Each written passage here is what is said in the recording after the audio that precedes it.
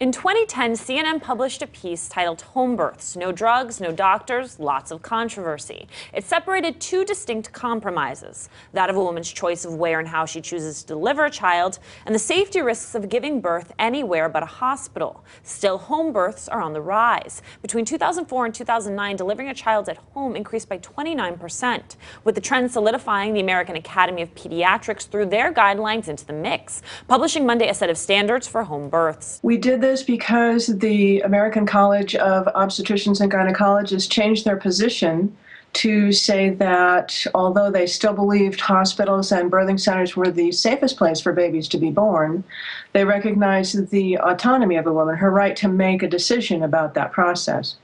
Since they did that, we felt that as pediatricians, we needed to approach the subject of, if a baby's born at home, what are the standards that we expect for the care of that baby? For anyone listening now who is considering home birth, what are some of the big guidelines that you and the AAP included? There are two basic steps to this. One is that for every baby who's delivered, we believe that there should be someone available whose primary role is the care of the baby. So there would need to be two people at every delivery, regardless of whether it's at home or in a hospital. The person who is going to take care of the baby needs to have the skills and training to be able to resuscitate a newborn if there's any difficulties. The second part of it is that there are a series of things that need to be done for every newborn baby, like an injection of vitamin K so they don't have bleeding troubles, like checking for inborn errors of metabolism, like looking for jaundice. Those things need to be done whether the baby's born in the hospital, the birthing center, or at home.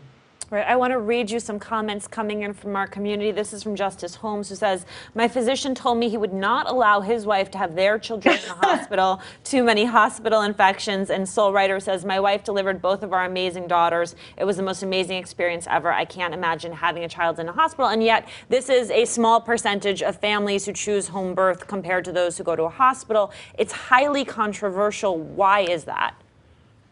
The reason I think it is controversial is because the data that we have, while admittedly limited and probably flawed, as most data are, suggests that there's an increase in neonatal mortality for babies who are born at home in this country. And I think that you can put this a couple of ways. You can say that there's a 2 to 3-fold increase in neonatal mortality for babies born at home, or you can say it's an absolute increase in risk of about 1 in 1,000. Those two things sound very different.